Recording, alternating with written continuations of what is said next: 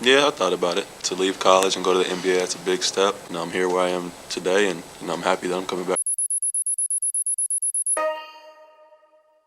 Brandon Damon Allen Ashley, born July 15th, 1994. It's easy to look at Brandon Ashley today, floating between pro teams and foreign countries, and forget the hype that once surrounded him.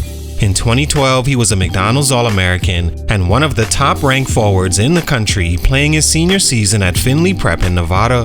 A 6'8" forward with silky touch, a fluid game, and poise beyond his years. Scouts saw in him the next smooth-scoring combo big who could stretch the floor and defend multiple positions. When he committed to Arizona, it felt like the perfect match. A structured system, national spotlight, and an elite cast around him. At one point, Arizona looked unstoppable, with Ashley as their glue, averaging 12 points and 6 rebounds for a #1 team in the country. But then, a fluke foot injury in February 2014 cut Ashley's sophomore season short, just as his stock was rising. He never quite recovered, at least in the eyes of NBA teams. After declaring early following his junior season, he went undrafted in 2015.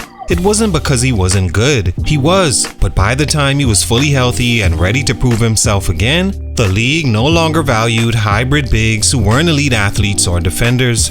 Ashley found himself stuck. Not quite a small forward, not big enough to be a power forward, and not dynamic enough to carve out his own lane. What once looked like a surefire pro career turned into a global bounce around Germany, Australia, the G League. Always good enough to stay employed, never enough to break through. Ashley's story isn't one of failure, it's one of a player who peaked just before the game evolved. He was the kind of forward that made noise in the early 2010s, but by the time his name was called, the NBA needed more speed, more power, more versatility. And Ashley, though skilled, didn't bring enough of any one thing to stick. He was caught in that dangerous middle, highly touted, but not quite special at the next level. So what exactly stunted Brandon Ashley's rise from top high school prospect to NBA mainstay? Was it the injury, the evolution of the game, or was he always just a bit too small, too slow, and too safe to thrive in the modern era? What happened? Let's talk about it. Salute to Tribally Predisposed on YouTube for this request. It's your boy JC Stunted Growth. Let's get it, man. Take a minute to like, subscribe, and comment on who I should do next. Brandon Ashley is a 6'8" power forward from Oakland, California. He began at Bishop O'Dowd High before transferring to Findlay Prep in Nevada, where he became a McDonald's All-American and one of the top forwards in the 2012 class. Known for his smooth touch and inside-out scoring, Ashley committed to Arizona and joined a stock roster featuring Aaron Gordon and Rondé Hollis Jefferson. As a sophomore, Ashley averaged 12.2 points and 5.8 rebounds, while helping Arizona start 21-0 and climb to #1 nationally. But a season-ending foot injury in February 2014 delayed both his and the team's momentum. He returned as a junior but looked less impactful and declared for the 2015 NBA draft, going undrafted. Though he had stints in the G League and overseas, Ashley never made an NBA roster. Despite his pedigree, his pro career never matched the promise he once showed as a top prospect. Stunt number 1, the injury that changed everything.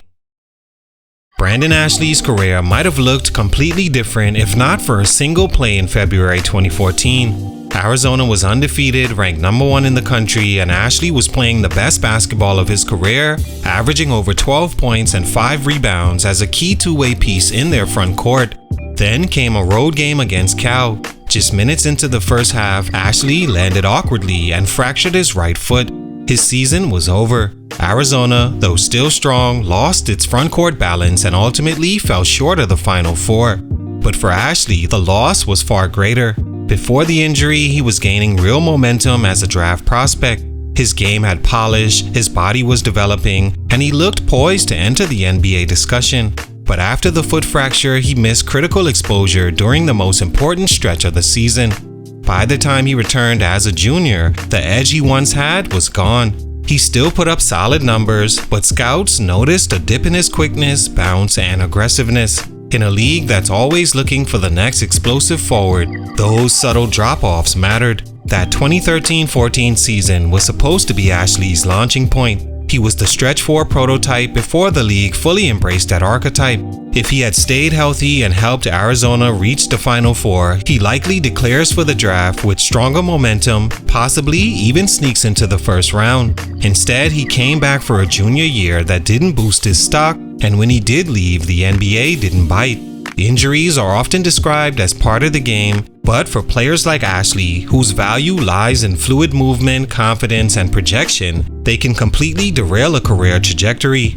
Ashley's foot injury didn't just end a promising season, it disrupted his timing, altered the way teams saw him, and ultimately became the first major blow in a career that never got back on track.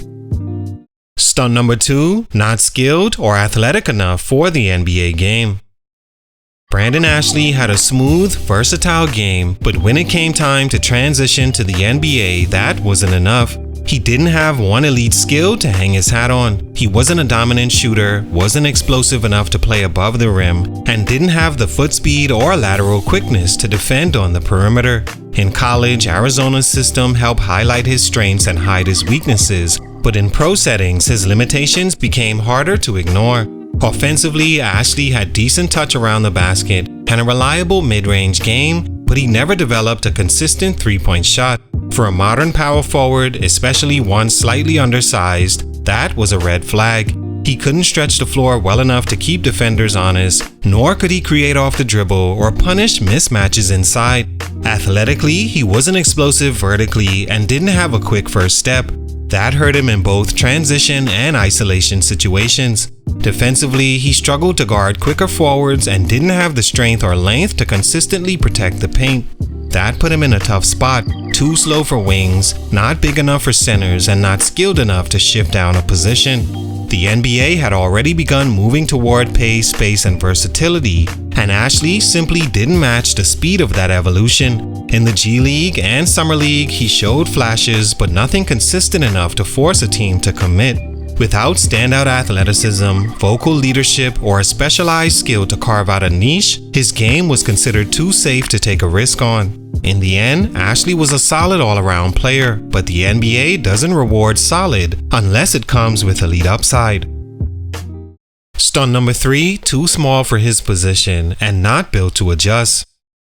One of the biggest issues that stunted Brandon Ashley's professional growth was his positional identity or lack thereof. Officially listed at 6'8", Ashley often looked closer to 6'7", which wouldn't be a problem if he played on the wing or had guard-like skills. But Ashley was a power forward by game style, one who thrived around the basket, relied on size mismatches, and didn't possess perimeter skills to shift down a position. That made his size a disadvantage more than an asset once he left the college level.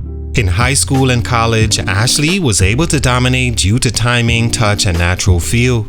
Most of his peers weren't strong enough, tall enough, or skilled enough to challenge him consistently, but that changed in the pros. Suddenly, every power forward was 6'9" or taller, stronger, quicker, and more explosive. The advantage he once had vanished, and without translatable skill to make up for it, he was stuck in between. He wasn't big enough for the modern 4, not skilled enough to be a 3, and lacked the physical tools to be a small ball center. Players who fall into this in-between zone have two options: evolve or fade.